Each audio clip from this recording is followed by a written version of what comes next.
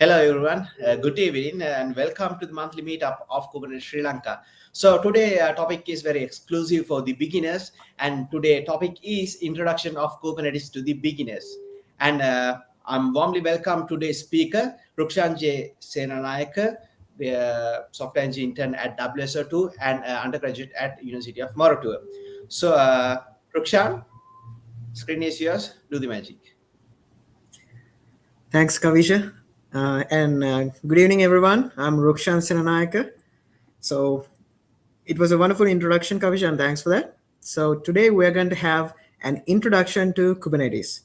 So let me present my screen. And Kavisha, if you're available, let me know if you can see the screen.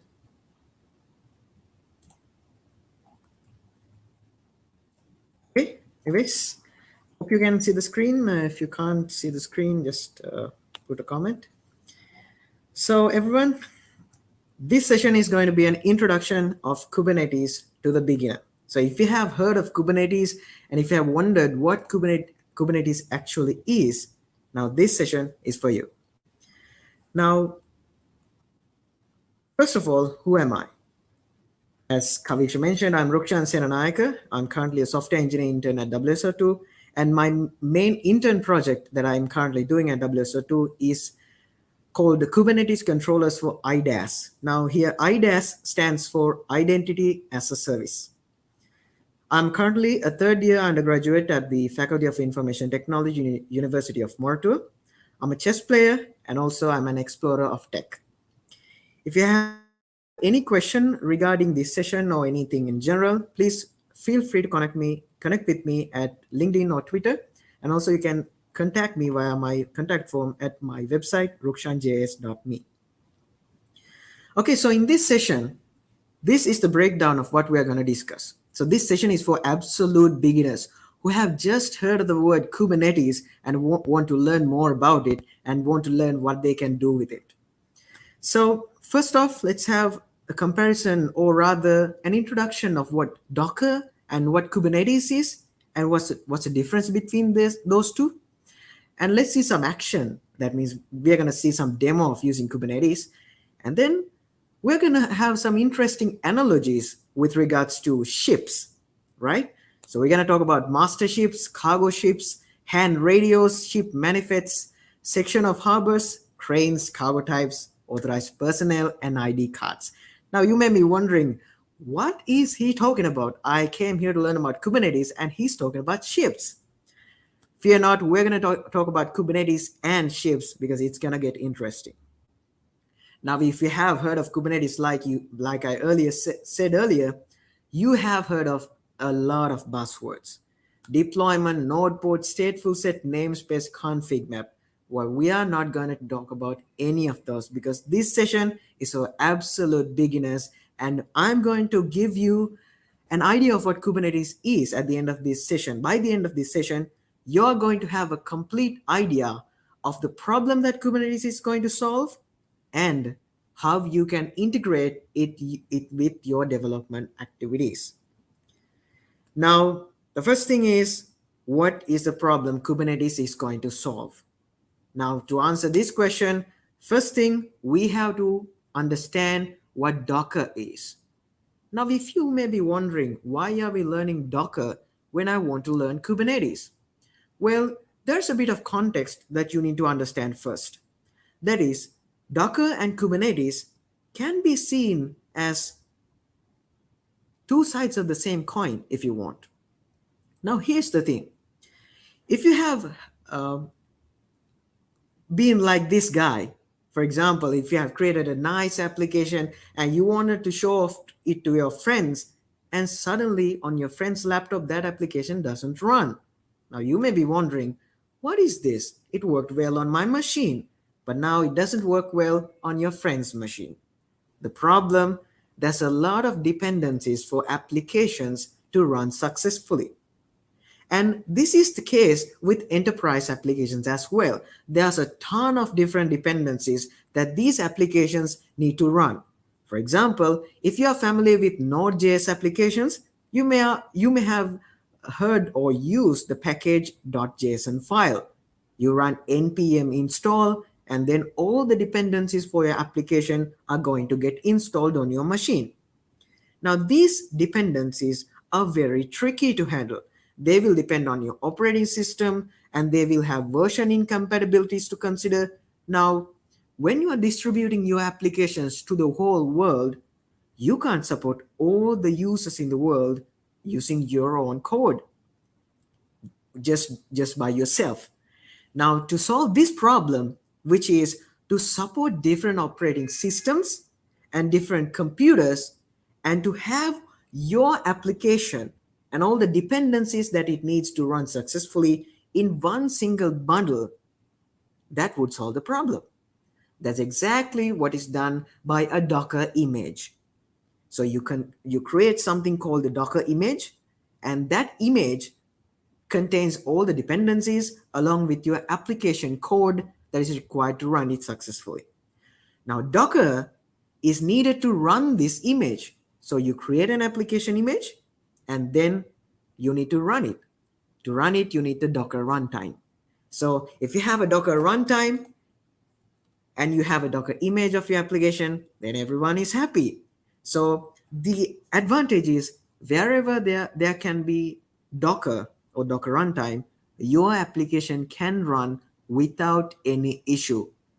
Now, this guarantee is what's making Docker a very lucrative tool for enterprises, because they can make sure if you can run Docker successfully in clients or your sorry, not the clients, if you can run Docker successfully in your servers, then you can successfully run your application. That's the guarantee that Docker provides. Sounds good, right? Now, okay, Docker sounds great, but now why Kubernetes then? Well, that's another problem to solve. Because let's say you have created a wonderful application that you tested in your friend's laptop as well successfully using Docker. Okay, all the dependencies are working, your application is not throwing any errors, everything's good.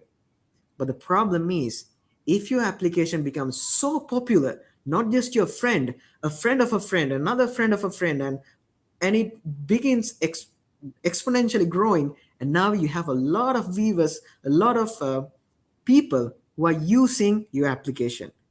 Now, how can you support it? What if an error occurs in your server? It will crash for all the people who are using it. Nobody will be able to use it. Let's say if you have 10,000 users using your awesome to-do application. Now, if it crashes by your server, then all those 10,000 people are going to lose access to that application. And this problem can be solved manually using Docker. The thing is, if you have heard of Docker, what you have to do in order to run a Docker image is just run the command docker run. But if you're going to manually do it, for every time your application crashes, you have to run docker run, docker run, docker run, like that way. You have to manually manage everything. And Kubernetes is like, just kubectl apply and let me handle it. Now, I know you have no idea what I just said, but let's keep going and you will understand what I said. Now, if you notice something called HPA in the slide, that is called horizontal pod autoscaling. What is that? Well, we're going to learn the answer to that in the next slides as well. Introduce Kubernetes. The Kubernetes is also called KATES because there are 8 letters in between the letter K and S, and that is why it's called K8S, or simply KATES. Now, the Kubernetes is there to manage containers or containerized applications. Earlier, I mentioned 10,000 users for your awesome to-do app. Now, in order to support all those users, you can't have just one instance of your application. You can't just have one single server and expect it to perform and serve the requests of all the users. Because with that much of traffic and requests coming from thousands of users, your server, no matter how powerful, is going to fail. And that's why you need to manage your containers using something like Kubernetes. Because you can't manually handle hundreds, or even tens of containers yourself. Imagine setting up 10 laptops in your table and running Docker run, Docker run, Docker run in every one of them. You can't manage it, right? Now that's where Kubernetes comes in. It can not only handle tens, not hundreds, but it can handle millions of containers a single time. Now, it's because of this important thing, it's able to manage a lot of containers without worrying about the hardware level. Like, you don't want to worry about what is the CPU of that PC, what is the RAM of that PC. You don't need to worry about that. Why do you not need to worry about that? It's because of something called a cluster. Now, this is a cluster. Cluster is like a collection of things. Collection of what? Collection of compute power. Now, a Kubernetes cluster is a collection of computers or virtual instances that will collectively form a computing cluster. For example, if you have, we are going to worry about all these master node and worker nodes in the coming slides, but bear with me for a second. So here we have worker nodes, the smaller laptops. Let's say we have 5 of them in our cluster. Now, if one such node has 2 gigabytes of RAM and 1 units of CPU, then altogether they're going to make up 10 gigabytes of RAM and 5 units of CPU. Now, the interesting thing about Kubernetes is now you can consider this single cluster as a single computer with 10 gigabytes of RAM and 5 units of CPU. You don't need to worry about these individual computers. You only need to worry about your whole cluster as a whole. Now, this thing is called abstraction. That means you only worry about a certain level of things, and underneath that level, you don't need to worry about. For example, if let's say some failure in the RAM of this computer occur, RAMs can break. Now, what you have to do is just replace the RAM, and you won't even notice a RAM has failed. That's the beauty of Kubernetes. Now, this is very important for large data centers. Like, they have thousands and thousands of computing racks. For example, if you have used, Google Cloud, Amazon, or Azure, then they will have some, data centers all around the world. Now, if these data centers fail, the computers fail, they need to replace them with, replacement instruments.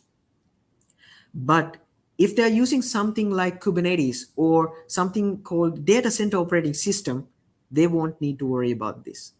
That's the ultimate goal of Kubernetes, abstracting things so that you only worry about what you want to worry about. That's the Kubernetes. Okay, if you still don't understand what Kubernetes is, let's keep going. By the end of this session, I'm sure you will have that idea. Okay, so before this, let's talk about a little bit of features of Kubernetes. Now, why Kubernetes? What are the advantages of using? The first thing is scalability. It doesn't matter if you have tens of users, hundreds, or even thousands of users. If you have a Kubernetes cluster and it is healthy, you can confirm that all your users are almost always guaranteed to access your application. And that comes the high availability, which means if you have an application deployed in a Kubernetes cluster, then it will always be available 24/7, 365 for the users. They don't need to worry about, a connection interrupted or the service is not available. Those errors are not going to be there for the customer. That's a big plus point for huge corporate clients as well. Now, the other thing is automated deployment.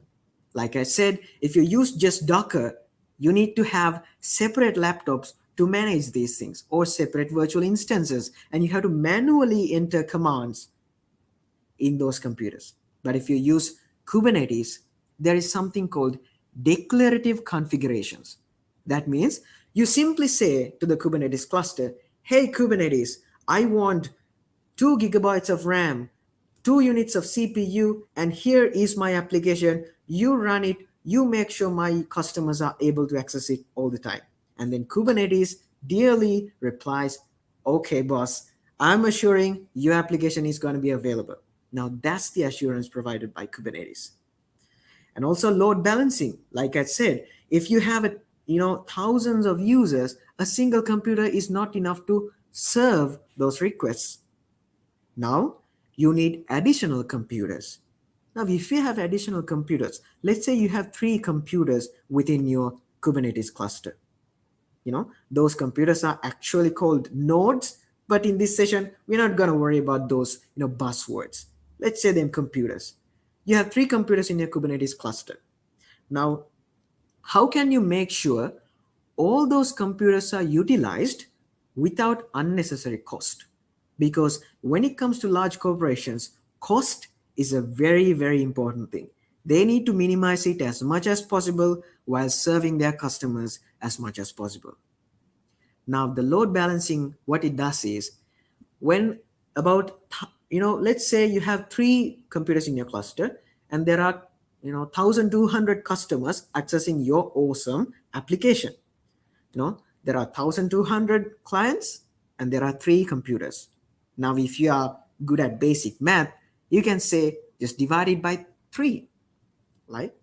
So 400 requests for each computer. 400, 400, 400, altogether 1200 or 1200 requests served. Now that is a distribution of workload. That is what load balancing means. You balance out or divide the requests coming from all of your users of your application as using algorithms. Various algorithms are used for this, not equally, always not equally. They are divided considering various factors such as availability of space, availability of CPU, all these things you don't need to even worry about. Kubernetes is going to do that for you. How interesting is that, right? So you just have to say, Kubernetes, give me 3 computers for my cluster, and then there are 3 computers in my cluster, and then you divide the workload, and Kubernetes does that for you. And then efficient resource utilization. Like that way, if you have ever used a cloud service provider like Google Cloud Platform, Amazon, or Azure, then they cost money. So you need to minimize it. If you're using Kubernetes, you can make sure you're utilizing the computers or the virtual instances in a much more efficient way. In our demo, we're going to see that as well. And then, support is there for various implementations of Kubernetes. So we're not going to worry about that one in this session. And then, simplified application management, because when in my demo, you'll be able to see you just have to run a simple command to get things working. And then robust ecosystem and community support, because there's a lot of things that Kubernetes community will teach you. Now Kubernetes is not the only thing that does this. Okay, so I started out with Docker and Kubernetes, but those two are not the only things that are available there. Apart from Kubernetes, there's a lot of alternatives which does this container orchestration or container management. But the Kubernetes is the most popular one, and mostly used in the industry, I would say. So that's why we are worrying about that. And after all, this is Kubernetes Sri Lanka, right? Okay, now we talked enough, I guess. Let's move on to the demo. So cool, how can I try it? That might be the question you might be having. Simple thing is you have to install something called Minikube in your computer. So I have a Ubuntu computer. So I have already installed it, but let me show you a terminal. So let me not scare you with this terminal. Okay. So this is a basic terminal that I have. Okay. Now only one terminal, and this is very clean. And you just have to install Minikube, and I have linked it in my presentation, so you can see. This is the presentation that the link that I have. So if you go to this link, Minikube 6 and ktest.io, you'll be able to download it, install it from the instructions. It's pretty straightforward, just you have to enter a single command. After that, we're going to run Minikube start. Now, this will create a Kubernetes cluster within your local computer. Now you don't need to worry about any cloud setups, any network access, all those things. You just have to run minikube start, and then it will create a Kubernetes cluster in your computer or your laptop locally. So you can see we have the minikube version 1.30.1, and my operating system is Ubuntu 20.04. And you can see using the Docker driver based on existing profile. So that just say that I have created a minikube profile earlier. So don't worry about that for now. So after minikube start, let's run. It tells us to run minikube add-ons enable metrics server. Now here's an interesting thing. Now metrics server is an add-on given to us by minikube. So what we want to do is enable it so we can see how much CPU, how much memory, and all those good stuff that are inside our cluster. So if we have our application running in the minikube cluster or the Kubernetes cluster, we will be able to see our resource usage. Now this is a similar thing to task manager in Windows or activity monitor in Ubuntu, if you're familiar with that. So it's basically to understand how much memory and CPU are being used. Okay, so let's copy and paste it. It was very quick. Okay, and then we need to enable another add-on which is called ingress. Now, ingress is something that will allow you to connect your cluster. So here's the thing you have to understand. A Kubernetes cluster is like a very individual thing. It's like a very comfortable area. So it's not gonna let anyone from outside access it unless we tell it to allow it. So the ingress is sort of a thing like that. When we set up an ingress, as the word suggests, it's so sort of that something is coming into the cluster. That's why it's called ingress, in contrast to egress, which means exiting. So in the ingress, we have to set up this ingress by executing this minikube add-ons enable ingress. That will enable the ingress for our minikube cluster. Those are the three commands that we have run. Okay, so I will share these commands separately. Minikube start is the first one, and then minikube add-ons enable metrics server is the second command, and then minikube add-ons enable ingress. Okay, so now what you have just done is you have set up minikube cluster in your local computer. Now let's run minikube dashboard. Okay, minikube dashboard. Now this will open this awesome thing which is called the Kubernetes dashboard. So now if you're panicking or what is this, it's very complicated, don't worry. By time you're going to learn, this is just a simple dashboard. That's it. Okay, so there's a lot of things in this sidebar you can see currently, but these things are going to make more sense as you familiarize yourself with Kubernetes. And the basic knowledge that you want to familiarize yourself with Kubernetes is you're going to get from this session. So don't worry about all these things. Most of the times you're not going to want to use all these things anyway. So just don't worry. That's my point. Okay. And then let's open up our favorite code editor, which is VS Code. Okay. Now this is a lot of code, I know. Now this is the basis of how you're going to interact with your Kubernetes cluster. It is through YAML files. If you have not heard of it, YAML is like, it's basically like a text file, but it's indented differently. For example, you can see, it has those weird indentations, you can see all these dots, and it has the spaces. It's not very friendly looking at the first time, but this is how we are going to interact with our Kubernetes cluster. Okay, we have to use YAML files. Okay. Now that out of the way, what we're going to do in this demo is this Node.js. We are going to deploy a Node.js application, a hello world application to our Kubernetes cluster. What this application does is simply return the text hello world.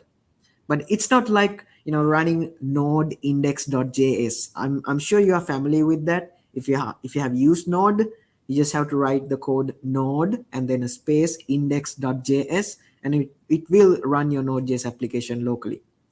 But the way we are going to do it in this one is a bit different. So if I show you the node.js application, it's basically an index.js. I'm sure you have experience with this kind of uh, script. So I'm using express.js, and then you have a basic endpoint and which will return hello world. Okay, that's it. This single file is our node.js application. And I did one interesting thing here, that is I created something called a Docker file. Now, a Docker file is something like this. In order to create a Docker image of your application, you need to specify a Docker file in the same directory which has your source code. For example, in this case, my Node.js application. So here, I had to run a couple of commands to create this Docker image.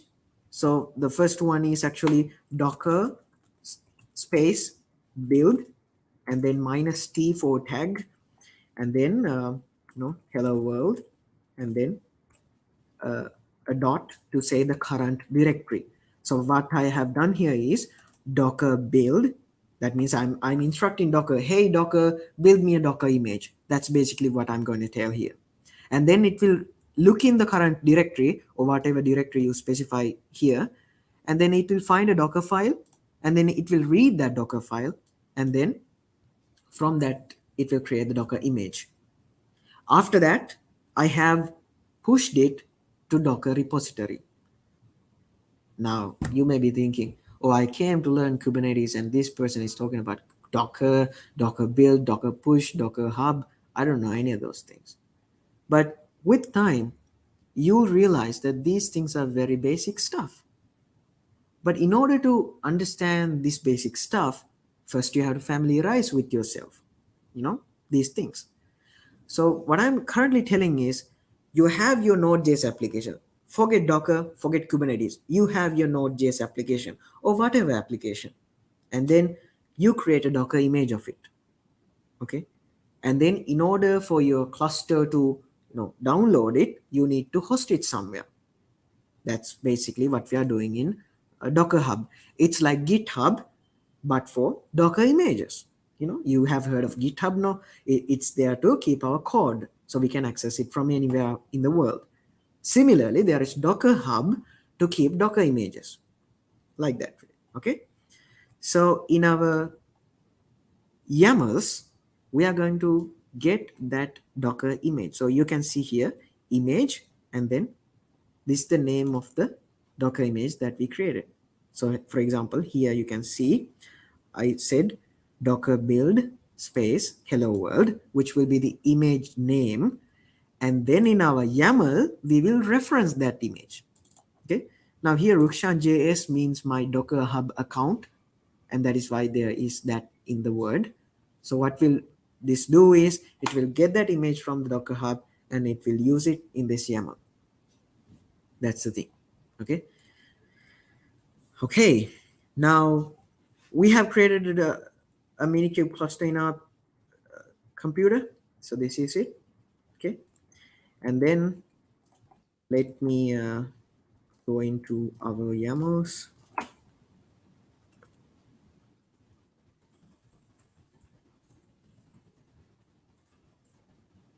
Okay, let me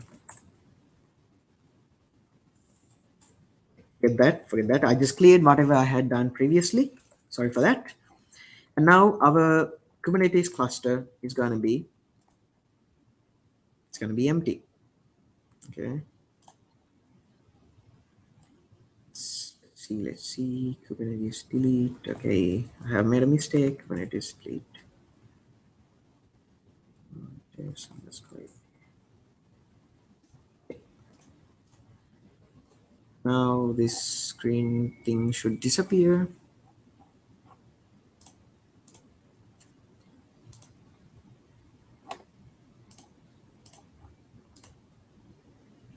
Okay. Sorry about that. Okay, now we have our Kubernetes cluster run. So this middle part we have done it, and this simple Node.js application also we have done it. Now what about this container runtime environment? Now Minikube can have different container runtime environments. Earlier in the meme that I shared, I said it works on my machine, and then I told you if you create a Docker image, you can run that Docker image anywhere there is going to be Docker. Now, it doesn't have to be Docker specifically. It can be any container runtime. But since Docker is a lot popular, I'm going to use that. But this Docker doesn't have to be actually Docker. There are alternatives to that. So basically, it's like Kubernetes is the top thing, and then Docker is inside of it. So that's why I skipped this slide earlier. I want to, come to that now. It's not a question whether Docker versus Kubernetes. It's Kubernetes always. We are going to use Kubernetes, but it's whether we are going to use Docker or, there are a lot of alternatives for Docker. So it's just to run the container image that you have created earlier. I hope it makes sense. Please let me know if it doesn't in the questions. Okay, let's move on. Now in the cluster we don't have anything. There's nothing to display here. We don't have anything. This is an empty Kubernetes cluster. Empty Kubernetes cluster.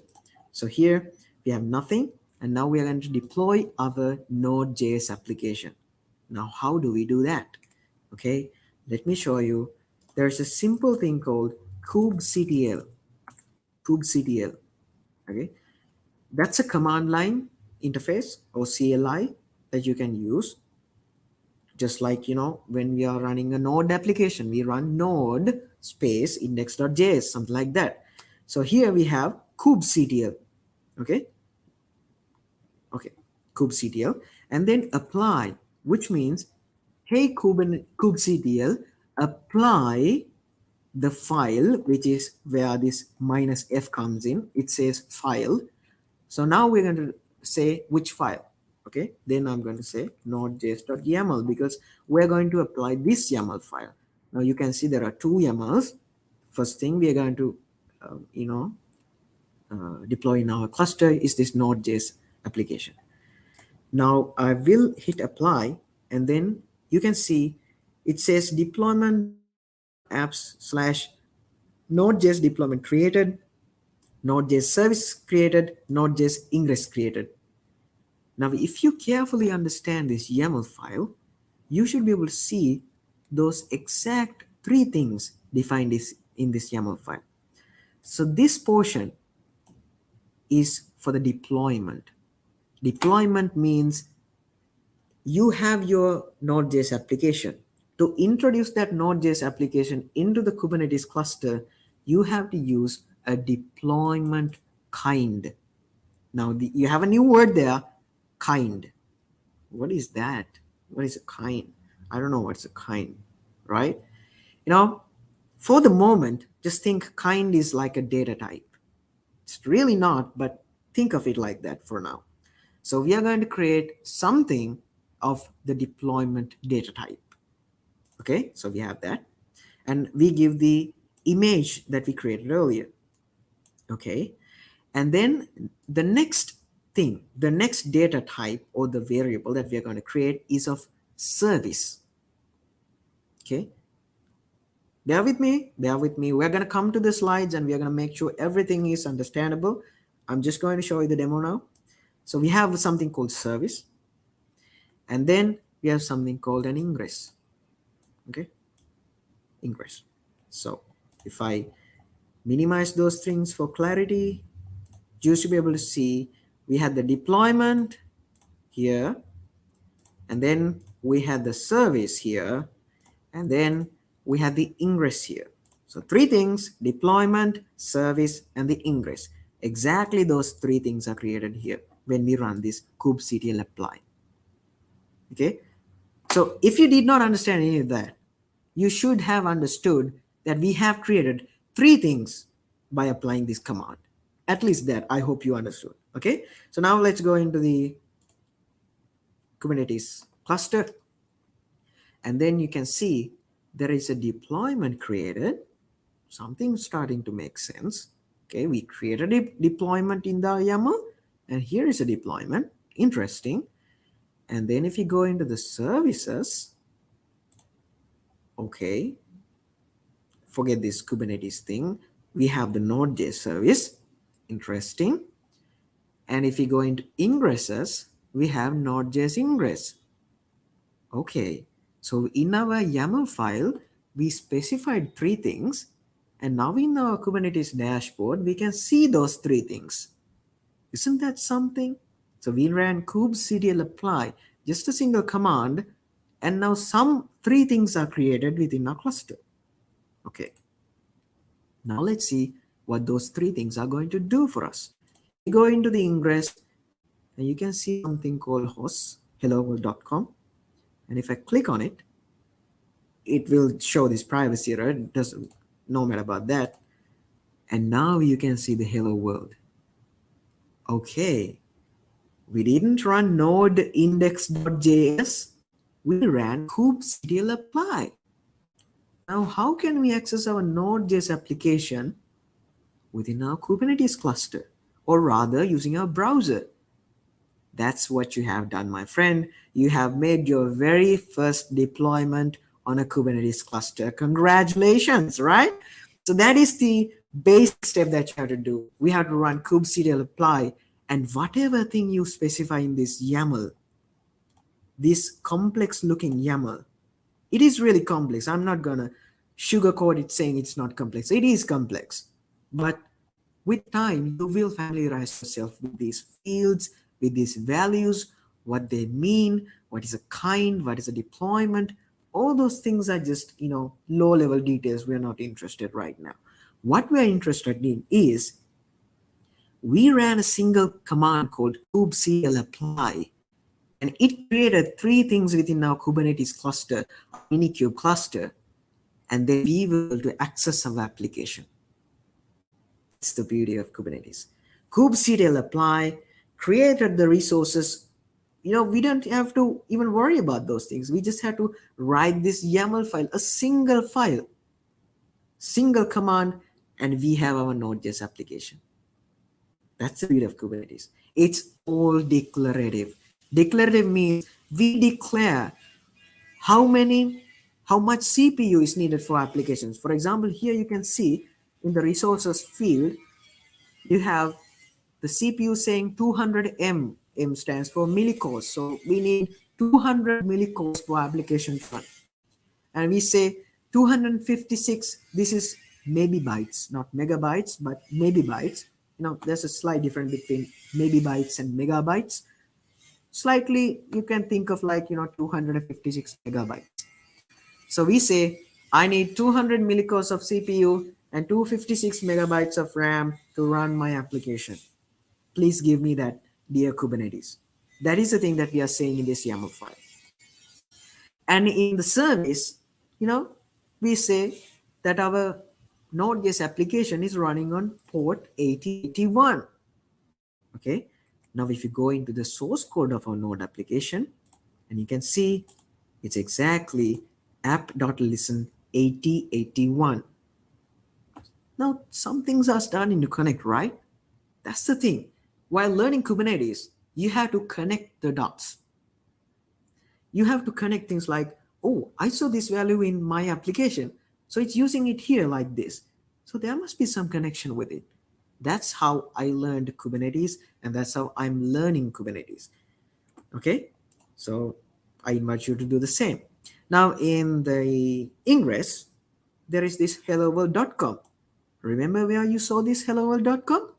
Exactly. If you go into this Kubernetes dashboard, you can see it, helloworld.com, right? So the thing is, you just have to write everything you need about your application deployment as a YAML file, and then kubectl apply, and everything is working as you need it. That's it. That's it.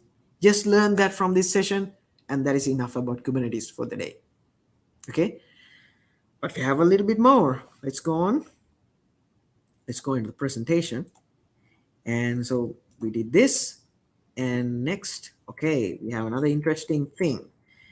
I mentioned that if you have, a very popular application, like a to-do application, there's going to be 10,000 users or 100,000 users, and you can't support every one of them using a single computer. I mean, if you use Windows, you may have your experience. If you're running a very resource intensive application like, let's say Android Studio or IntelliJ IDEA or something like a game or something, your computer will freeze, right? It will display not responding, and you have to restart your computer.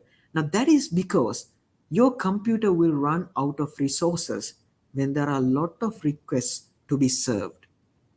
If you have 100,000 users accessing your to do application at the same time, that's going to be a problem for that computer serving your application. And that's where scalability is needed.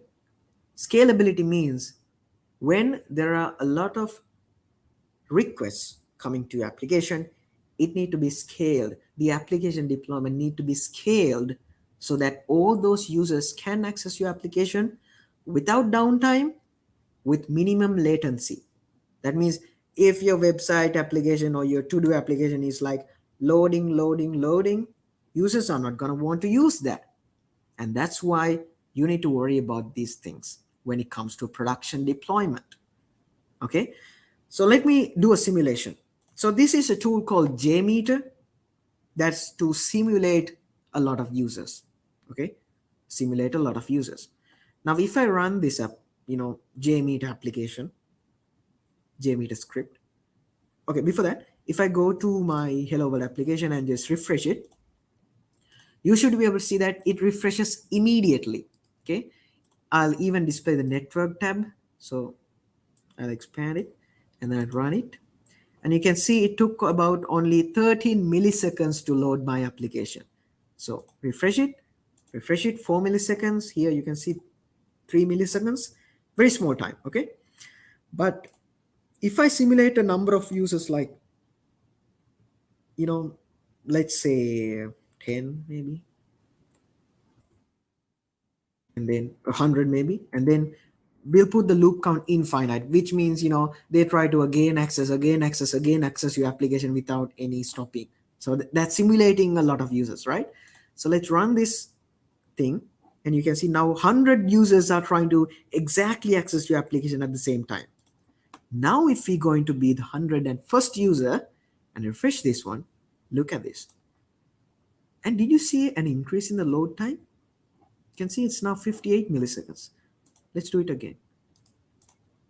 Okay, now it's at 77 milliseconds. That's a lot of time. Let's increase the number of users to 1,000. Okay, and now it's 1,000 users trying to access your application at the same time. Okay, 1,000 users trying to access your application. And now you can see it's loading a lot more, 660 milliseconds. You see, with the increase of users, your application is going to be slower. Now you may be wondering, wait, didn't we deploy that in Kubernetes? This guy said Kubernetes is the ultimate solution and it's scalable, it's load balancing, and now he's telling us it's loading slowly. Here's the thing, just Kubernetes is not the answer. You have to learn Kubernetes and then you have to apply Kubernetes. Okay. Now, if we go into this, deployment, you can see there are something called pods. Okay. Pods. A pod is like, think of something like, it's a collection of containers, Docker containers. It's a collection of Docker containers running in some computer within your cluster. So if you remember this earlier diagram, I say there are 5 nodes or 5 computers within our cluster. These worker nodes I'm referring to. Now, a pod, think of something like a pod is something inside that computer. And inside that pod, there is a container. And inside the container, you have the application. So there's a hierarchy. Okay. So you have the computer, and in the computer, you have a pod. Inside the pod, you have a container. Inside the container, you have your application, the Node.js application. Okay, so these pods mean the places where your containers are actually run. Okay, still doesn't make sense? Let's keep going. Don't worry about this. Okay, our goal is to understand everything by the end of the presentation, not in the middle of the presentation. I don't expect you to understand what a pod is in right now. Let's keep going. Okay, bear with me for another couple of 10 minutes or 20 minutes. Okay, and now we're going to do something interesting. We're going to stop this 1,000 users. Okay, stop the 1,000 users, and now we're going to kubectl delete. Okay, kubectl delete. Kubectl delete means we delete everything from our Kubernetes cluster. So now you can see the deployment is deleted, the service is deleted, the ingress is deleted. Everything is deleted. Now we have nothing in our Minikube cluster. So if you go here and then you refresh it, you'll be able to see that status is terminating. So in a bit, this thing is going to disappear. So we will not have anything in our Kubernetes cluster. Now, this is going to be the interesting part. I'm telling everything interesting, right? So I hope everything is interesting, in fact, and it's not boring. I'm not boring you. So, yeah. This is exactly the same YAML file as the node.js.yaml, but with an additional resource called the horizontal pod autoscaler. That is another kind or another data type. Now, by the word, you might be guessing what that does, right? It will horizontally auto scale the pods, whatever that means. That means actually, here if earlier you saw there was only one pod, right? One pod. But with the horizontal pod autoscaler, what will happen is it will create pods as much as needed to support your users. Okay. Why is it horizontal? What is the meaning of horizontal? Horizontal means if you have, let's say you have one pod in your cluster, one pod in your, let's say, yeah, your cluster, and it will create two pods, three pods, four pods. Like that way, it will create new pods. The number of pods will increase. That is why it's called horizontal. There is another thing called vertical pod scaling. We're not going to worry about that. There's something called cluster auto scaling. You're not going to worry about that either. But if you want, I can tell you the vertical pods auto scale is something like you have a pod. Let's say we have 2 GB of RAM. But if you want 4 GB of RAM for that, that is a vertical auto scaling. Okay, you add more RAM. That's a vertical auto scaling. But if you have horizontal auto scaling, what that does is you have 2 GB of RAM in a pod, and then you create another pod with just 2 GB of RAM, the same amount of RAM, but you have now two pods. The number increase, that is horizontal. What is cluster auto scaling? Cluster auto scaling is increasing the number of computers within your cluster. So here you can see you have 5 computers. If you add 2 more computers, that is an auto scaling of 2. You add 2 more computers to the cluster. Okay, those things I just mentioned, there are things like that. There's a lot more to Kubernetes than what we are discussing here, but it's good to always have heard of those things now. Okay, if you didn't understand any of those, just remember horizontal pod auto scale only. Okay, horizontal pod auto scale. And what is that gonna do? It's gonna horizontally auto scale the pods. That means if you have one pod, and when there are thousands of requests coming from your awesome application users, it's going to auto scale the deployment. That means it's going to auto scale. It's going to make copies of your application. That's the word. It's going to make copies of your application and deploy it in a separate node, or in the same node or something like that. That means, let's say you have 2 computers, your personal laptop and then your desktop computer. You have two things. Now, if there is a computer game stuck in one computer, what would you do? You'll try running it in your next computer, maybe your brother's computer. You'll try running it, right? So that's basically something like an auto scaling. Okay. Yeah. So just increasing the number, or let's say uh, now you have one pod, and then when there are thousands of users, you need to increase the number of pods. Now we are going to save that action. Okay. But before that, we need to apply now a different YAML file, which is in node.js underscore HPA, because this YAML file contains this horizontal pod autoscaler. Okay. And here you can see min replicas is going to be 1 and max replicas is going to be 3. Here min replicas means the number of minimum pods. The max replicas means the number of maximum pods. That means if there are two users accessing your to-do application, only one pod is enough to serve that load or serve those requests. But if there are 10,000 users accessing your application, then you will need more compute power.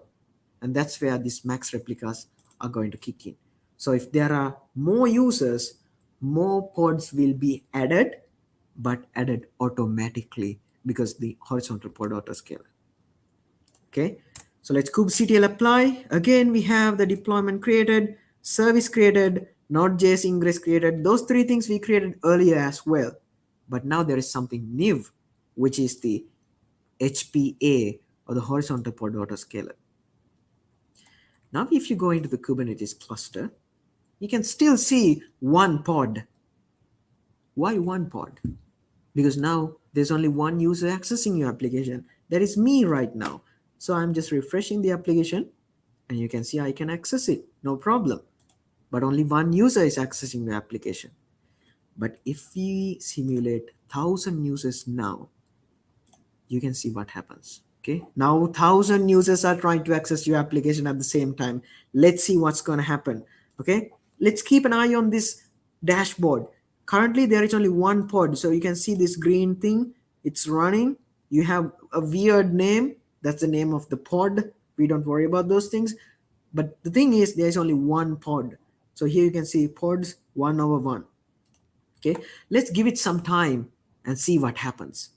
Okay, okay, now we can see the CPU usage is there. Okay, something is happening. Let's see.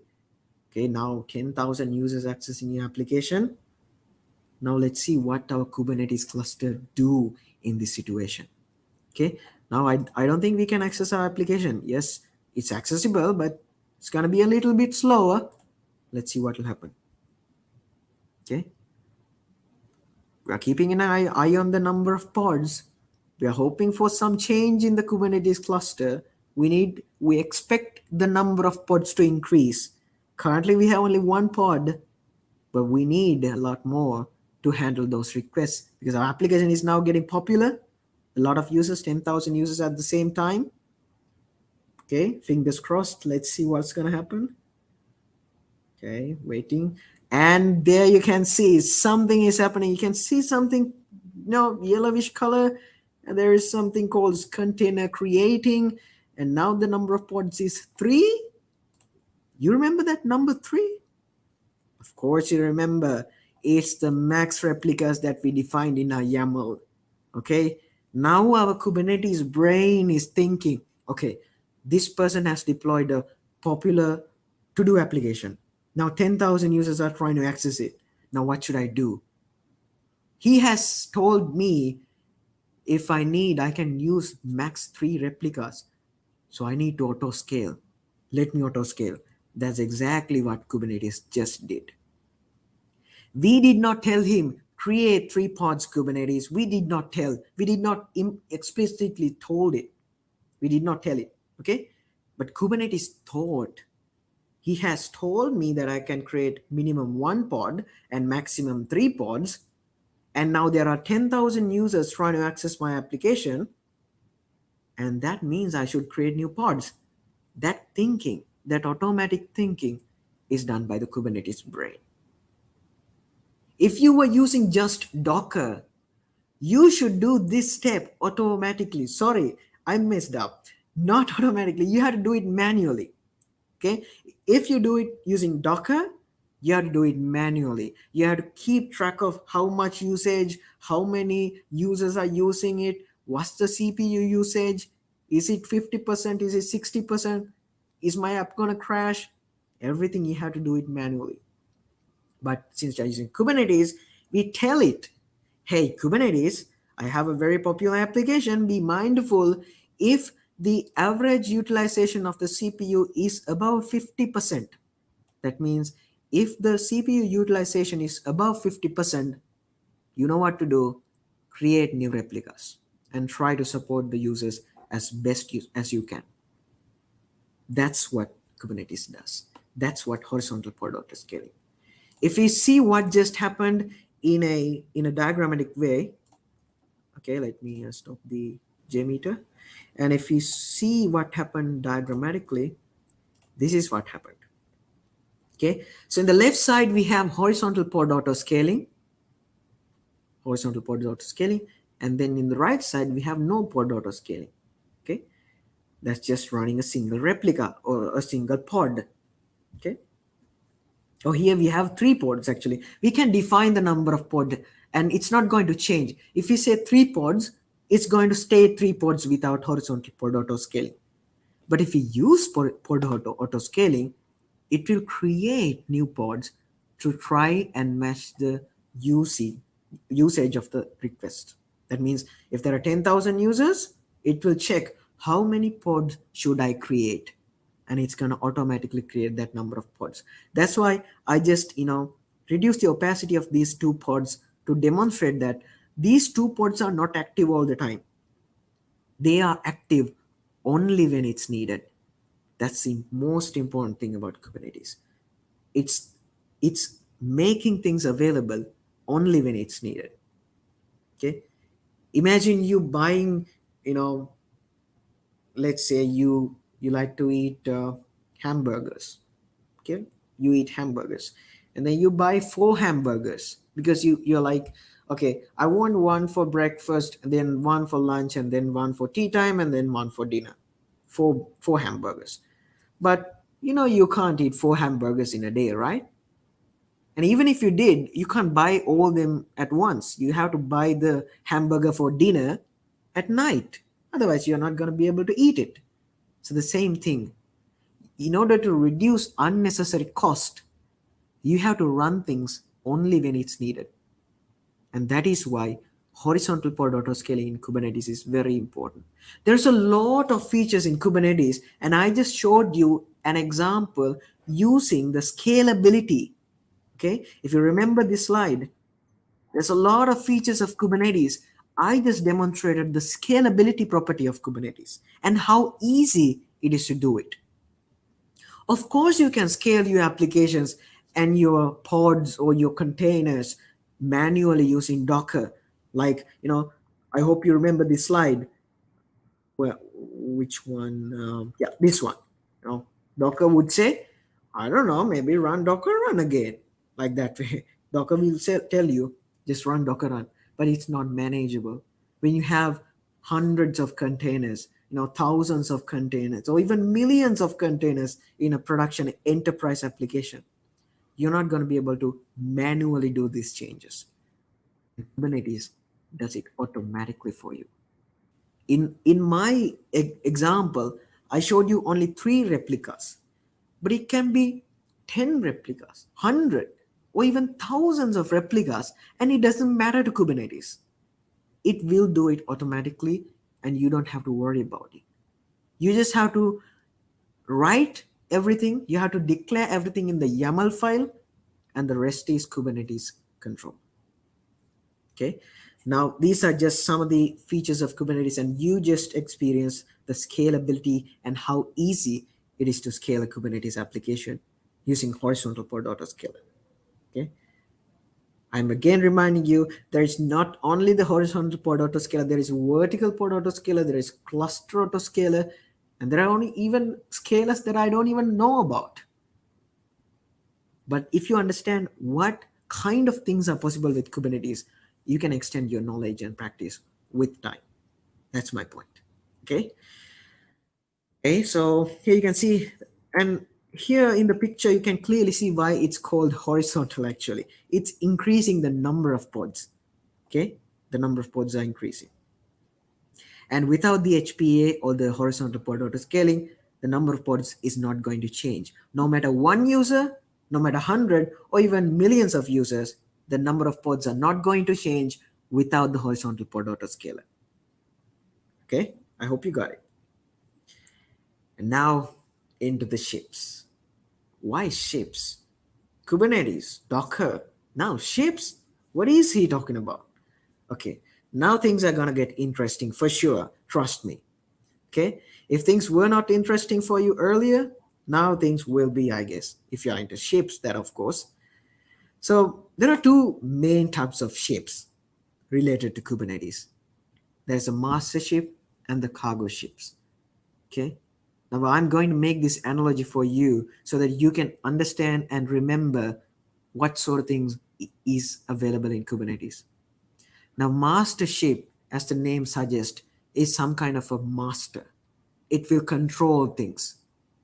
Now, in Kubernetes, the master ship is like a master node. It will control other nodes or other computers. So the master node is like a large computer within your cluster. Large in the sense like it's sort of the master of your cluster. If you can remember from our diagram, this is the master node. It will control all other nodes. Okay, all other computers will be controlled by it. Now the cargo ships or the worker nodes are going to perform the work that has to be actually done. For example, in our case, the Node.js application was running on a worker node. That is our, local laptop, my laptop right now. In the case of Minikube, the master node and the worker node is going to be the same computer.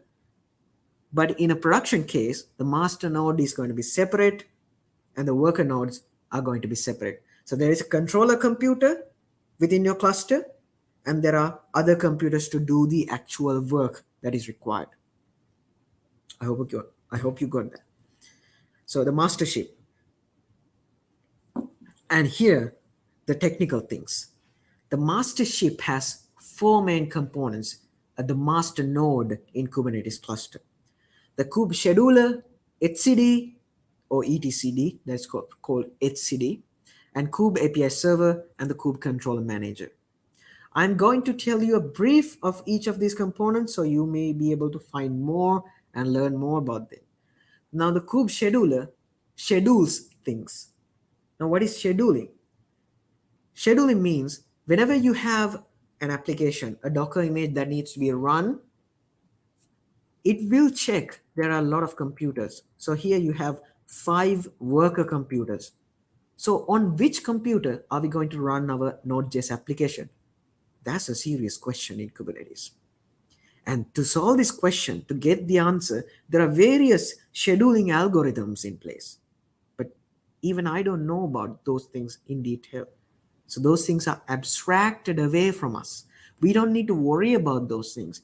Kubernetes is a good friend. He says, hey, developer, you don't need to worry about these things unless you specifically want to. But let me, leave it to me. Take care about the scheduling. I have my kube scheduler and I will schedule the application into the proper computer or the proper node within the cluster. You don't worry about that. That's kube scheduler. It assigns the pods. Pods, remember pods? Pod means it is a collection of containers. Usually one container is inside the pod. So that pod has to be placed within a node or a computer. That's exactly like placing a container within a ship. Okay? That's exactly like that. And etcd is a database. etcd is a database within Kubernetes. Simply put, it's the database. So it keeps track of which application is inside which pod, which containers are running, what is the status of my cluster. Everything is stored inside etcd. Now, if you are familiar with databases like MongoDB, Postgres, MySQL, so think of etcd like that. It's a more like a key value store, but it's sort of a database. Okay, that's the database within the Kubernetes cluster. Now, kube API server. Now, this API server is like the mother of all things Kubernetes. This API server is taking care of everything. For example, when I ran this kubectl apply, it is actually making an API request under the hood. We don't see that request. We use kubectl apply, but under the hood, it is making an API request to this kube API server. And this API server checks, okay, I had just received a kubectl command. Now what do I have to do? That process is done by kube API server. And then the kube controller manager is like the captain of the ship. It controls everything. Okay, while the kube API server is like the communication hub, means every message is coming to the kube API server. The kube controller manager is taking decisions on those messages. Like if there is a kubectl apply command coming into the API server, the kube controller manager will think, what should I do now? What are the resources that should be created? So those decisions are taken by the kube controller manager.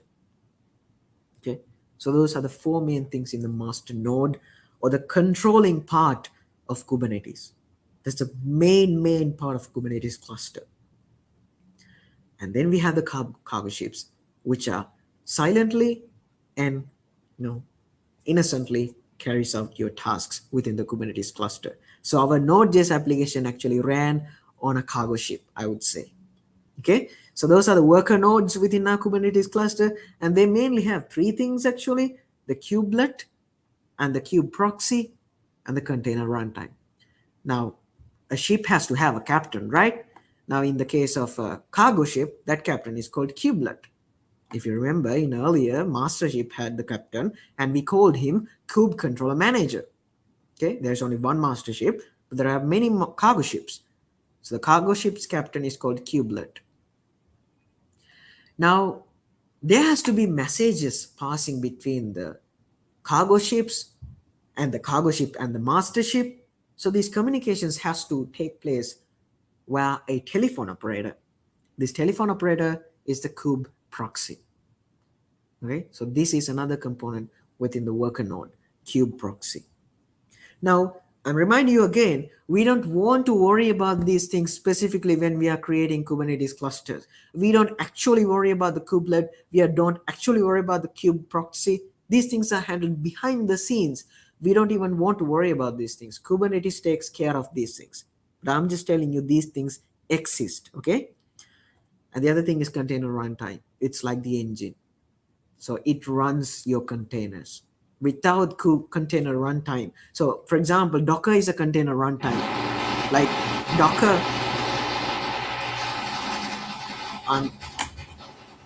I'm sorry if you are hearing some kind of noise. Okay, apologies for that. Okay, so Docker is like a container runtime, and it will run your containers. Okay, and there are other things within a Kubernetes cluster like hand radio. We call it kubectl or kubectl. You just witnessed that. So you use kubectl to communicate with your API server or your cluster. So that's like a hand radio, right? And this K9s, it's a very interesting tool. The K9s, let me show you K9s. K9s is an interactive terminal. So if you're working and learning Kubernetes, I suggest you install it. So it's a CLI.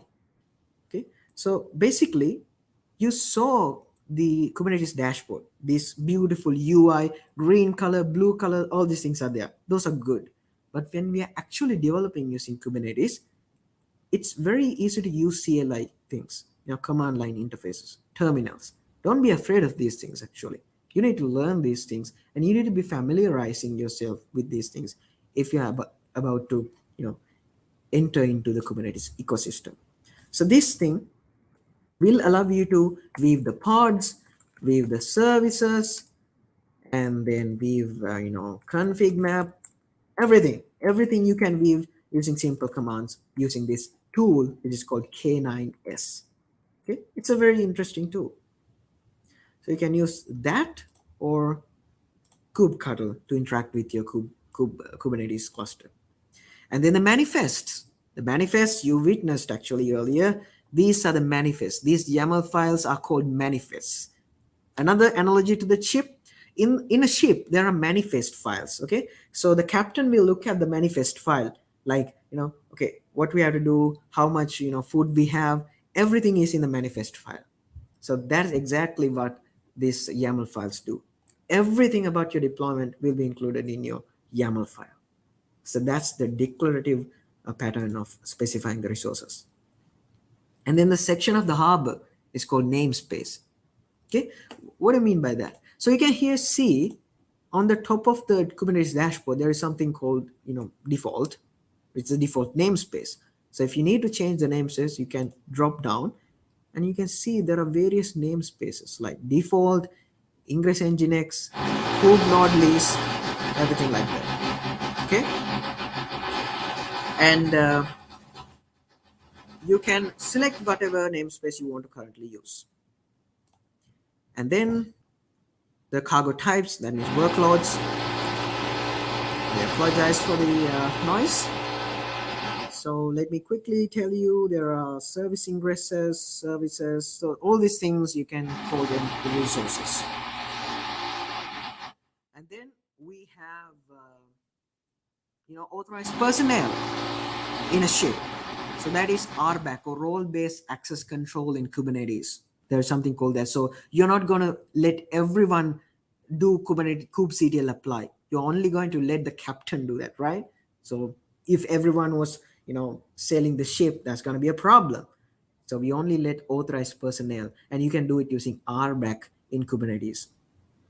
And there are ID cards for personnel on board the ship. Those are just like service accounts in Kubernetes. I'm just telling these things. If you're referring to this recording or the live stream in a future, learning experience, you'll be able to map these things with the ship analogy. You can think, oh, kubectl is like the hand radio. Oh, manifest is like the YAMLs. And then workloads are like the cargo types, and then service accounts are like the ID cards. So it will be easier for you to remember these concepts using these analogies. That's why I made them. Okay. And then Kubernetes is very extensible, which means there are deployments, namespace, stateful sets, all this good stuff that I have mentioned in this slide. So these things you can explore on your own. We can talk about them in a future session. So these things have various specific use cases, but we are not going to be able to talk about all of them today. But I'm telling you that Kubernetes is very extensible. You can even create a Kubernetes resource, just like deployment names were stateful set, with your name. Now I'm Rukshan, and I can create a Kubernetes resource called Rukshan. That's extensible as that.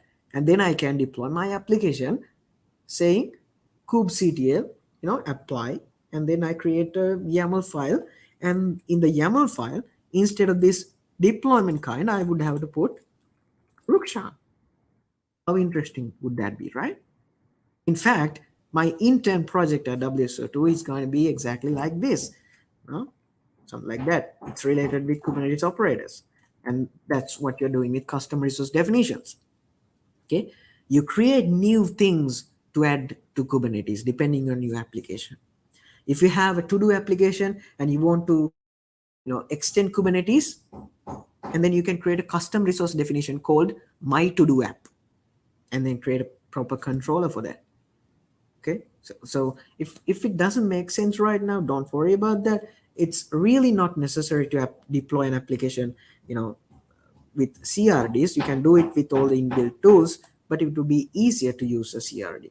That if you want, Kubernetes can support it. That's the main point. Like Kubernetes is not something that is pre-built and then you have to use it. No, it's not like that. It's a base on which you can build your own solutions, your own deployment patterns. That's why the big corporations are highly interested in Kubernetes. That's why there's a lot of DevOps jobs. That's why there's a lot of SRE, platform engineering. SRE means site reliability engineering, platform engineering jobs available. Because corporations need to save money, and Kubernetes easily help that. Now, when I mean easily, I don't mean like, easy peasy, not like that. It's very complex. Kubernetes is very complex. But if you learn it well, it's going to make sense. Just like the things that I mentioned in this presentation made sense. Like I showed you, there are 3 replicas in my YAML, and then in the Kubernetes dashboard, you saw 3 replicas. So that's a connection. Now, if you understand that like that and make connections, this whole ecosystem is starting to make sense. Otherwise, it will be very complex actually. Kubernetes is very complex. But if you learn the basics and try to build on top of them, it's going to be a very straightforward thing. I won't say easy, but it's going to be very straightforward. Okay? And then why Kubernetes? So I explained there's a lot of features, but why you should be interested in Kubernetes. Here's the main thing. Kubernetes save cost for users. It makes easy for developers, and it's going to be very easy for corporations to build various features for their applications and make sure their applications are available 24/7 for whole year without any downtime, because big corporations lose money for even a millisecond of outage of their services. You remember, big applications like Facebook being down for years. So sorry, being down for days, right? Even for a couple of hours. That's a very huge loss for that company. So they don't want that. So how, companies need Kubernetes like solutions to make sure their solutions, their products, their applications meet the demands of their customers. And you, if you want to enter that space, enter that niche, you need to learn Kubernetes. Okay? Because ultimately, there will be data centers operating Kubernetes maybe in the future. Okay? They may be using kubectl apply just to get, their applications across the data center. You don't even to worry about the underlying hardware. In fact, these things actually exist in big corporations like Google. They may be using these solutions. They don't even want to worry about when a RAM failure occurs, a hard drive failure occurs. They can just take care of all those lower levels without worrying about, them actually. Because the thing is, Kubernetes say, okay, beneath this point, I will take care of everything. You don't worry about that. You tell me how your deployment should look like in a YAML, and then you kubectl apply it, and the rest leave it to me. That's what Kubernetes promises us. Okay, so beneath that, the hardware level, we don't need to worry about that. That's beauty. That's the beauty of it. Kubernetes cluster is our abstraction layer. We're interacting with it. Underneath it is controlled by Kubernetes.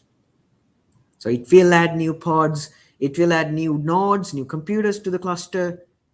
We only need to tell him, tell Kubernetes, we want 10 computers and we need everything with 2 gigabytes of RAM, this much of hard disk, and you make sure this application is running 24/7. We give that instruction, and Kubernetes takes care of the rest. That would not be able to do with just Docker. We would have to put a lot of more effort into Docker if we will do it manually. Kubernetes automates everything regarding those things if we instruct it in a YAML file.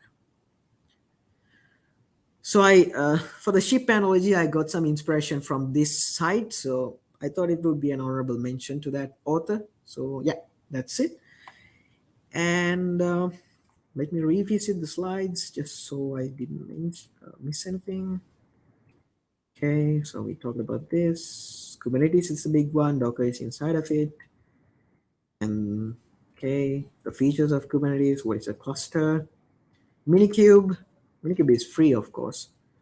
And then horizontal pod auto scaling. We talked about the 2 types of main ships, master and cargo. And then the 4 main components in a master node. And then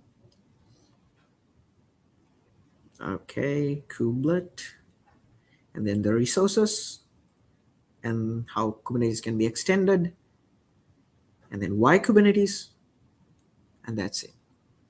I hope If you did not have any idea of Kubernetes is, you may have learned some words. You may have learned what horizontal pod autoscaling is, what is a deployment is, what is a pod, containers, what's the difference between Docker and Kubernetes.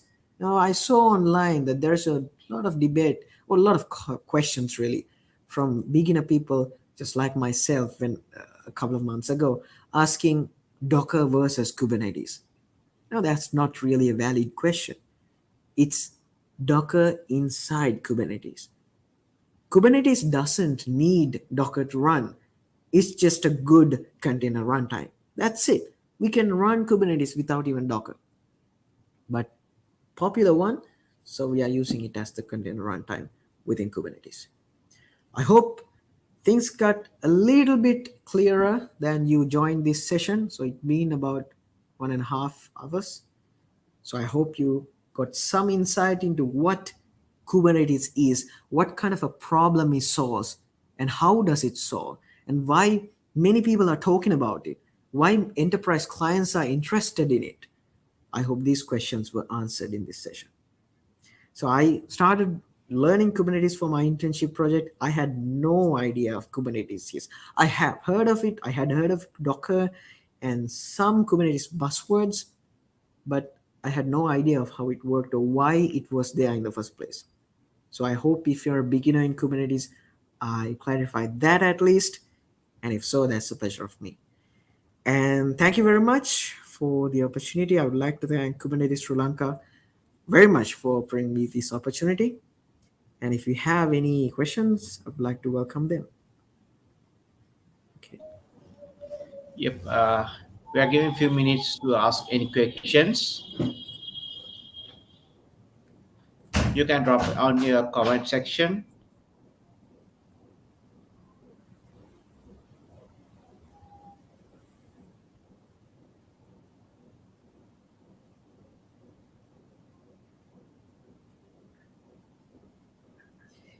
If you have anything that was unclear in the session, feel free to ask. So there are no silly questions actually. When I started out with Kubernetes as well, my mentors in our company were very helpful for me.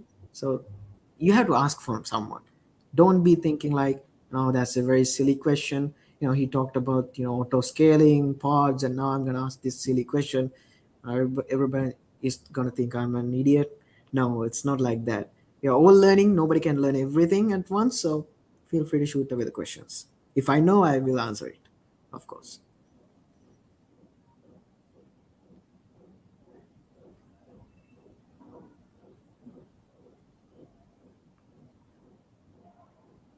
Yep. If you have any questions, you can drop the questions in the comment section, or else you can contact Rukshan through any Yeah, platforms if available. yeah. You can contact me via Twitter. My DMs are open, or via LinkedIn, or my contact form in my rukshanjs.me website as well. Great. So time is up for the questions.